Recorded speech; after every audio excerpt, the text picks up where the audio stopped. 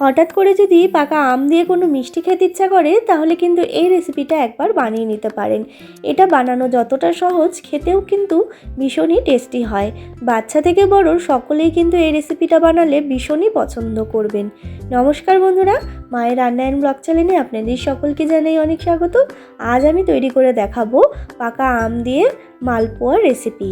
তো বন্ধুরা, কিভাবে তৈরি করলাম আমি এই পাকা আমের মালপোয়া রেসিপিটা, সেটাই দেখে নেওয়া যাক। আমার এই রেসিপিটা জানতে কিন্তু সম্পূর্ণ ভিডিও দেখতে হবে। তার আগে যারা এখনও চ্যানেলটাকে সাবস্ক্রাইব করেননি তারা অবশ্যই চ্যানেলটাকে সাবস্ক্রাইব করে পাশে থাকা বেল আইকনটা ক্লিক করে রাখবেন। তো প্রথমেই পাকা আম দিয়ে মালপোয়া বানানোর জন্য দুটো পাকা আম নিয়েছি। এরপর আম দুটোকে কিন্তু কেটে ছোট ছোট টুকরো করে নেব। তো দেখুন বন্ধুরা, আম দুটোকে কেটে ছোট ছোট টুকরো করে নিয়েছি। এরপরে একটা মিক্সিং জার নিয়ে তার মধ্যে কিন্তু ভালো করে ব্লেন্ড করে নেব। তো দেখুন বন্ধুরা, খুব ভালো করে ব্লেন্ড করে নিয়েছি যাতে কোনো দানা দানা না থাকে। এরপর একটা সসপ্যান নিয়েছি, মানে যেটার মধ্যে মালপোয়ার ব্যাটারটা তৈরি করব। এরপর একে একে দিয়ে দিলাম 1 বাটি সুজি, হাফ বাটি চিনি, 1 বাটি ময়দা, ছোট বাটির 1 বাটি আমুল দুধ, নারকেল কোড়া, আর দিয়ে দিলাম পরিমাণ মতো মৌরি। এরপর কিন্তু ভালো করে শুকনোই একটু মিক্স করে নিচ্ছি। যেহেতু এখানে অনেকগুলো উপকরণ রয়েছে তাই আগে শুকনো মিক্স করে তারপরে অল্প অল্প জল দিয়ে কিন্তু আমি ভালো করে একটা ব্যাটার তৈরি করে নেব। তো দেখুন বন্ধুরা, আমি কিন্তু অল্প অল্প জল দিয়ে ব্যাটারটা বেশ ভালো করে তৈরি করে নিচ্ছি। আর ব্যাটারটা কিন্তু খুব বেশি পাতলাও হবে না আর খুব বেশি ঘনও হবে না।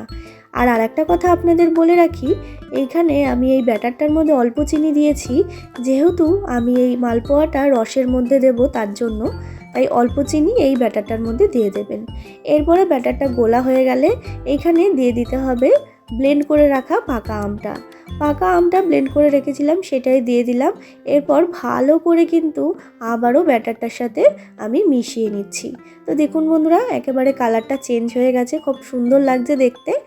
এরপরে কিন্তু আমি এখানে একটা রস তৈরি করে নেব। যেহেতু আগেই বললাম আমি এই মালপোয়াটা রসের মধ্যে দেব, তার জন্য এখানে 1 বাটি চিনি দিলাম আর 1.5 বাটি মতো জল দিলাম। এরপরে কিন্তু ভালো করে চিনির যে রসটা আছে সেটা তৈরি করে নেব। তার আগে দিয়ে দিলাম এখানে আমি ইয়েলো ফুড কালার। যেহেতু এটা আমের মালপোয়া তার জন্য একটুখানি আমের ম্যাঙ্গোর যে হলুদ কালারটা সেটা দেখাতে হবে, তার জন্য কিন্তু ইয়েলো ফুড কালার দিয়ে দিতে হবে। এরপর ভালো করে শিরাটা তৈরি করে নিচ্ছি।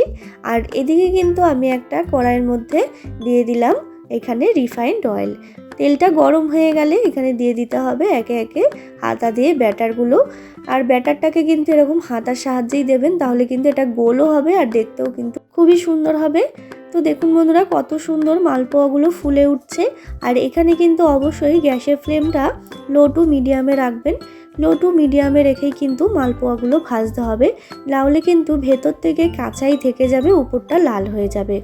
তো দেখুন বন্ধুরা, একে একে কিন্তু মালপোয়াগুলো ভাজা হয়ে যাচ্ছে, ঠিক এইরকম হচ্ছে। আপনাদের আরেকটা আমি করে দেখিয়ে দিচ্ছি। তো দেখুন বন্ধুরা, আবারও কিন্তু আমি হাতার সাহায্যে এরকম করে দিয়ে দিলাম।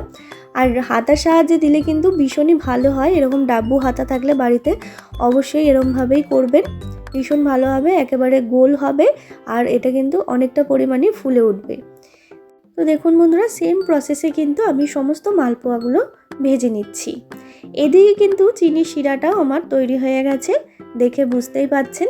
এরপরে ভেজে রাখা মালপোয়াগুলো কিন্তু আমি একে একে এই শিরার মধ্যে দিয়ে দিচ্ছি। এরপরে 2 থেকে 3 মিনিট কিন্তু আমি ওয়েট করব, মানে একটু উল্টে পাল্টে দেবো, তাহলেই কিন্তু তৈরি হয়ে যাবে এই পাকা আম দিয়ে মালপোয়া রেসিপিটা। আর অবশ্যই মাথায় রাখবেন, যখন মালপোয়াগুলো রসের মধ্যে দেবেন তখন যেন রসটা একটুখানি গরম থাকে। আর গরম যদি না থাকে তাহলে কিন্তু আপনারা অবশ্যই গরম করে নেবেন, না হলে কিন্তু মালপোয়ার ভেতরে রসটা ঢুকবে না। আর মালপোয়াগুলোও যেন একদম গরম গরম হয়, তাহলেই কিন্তু মালপোয়াগুলোর মধ্যে রসও ঢুকবে আর খেতেও কিন্তু এটা ভালো হবে।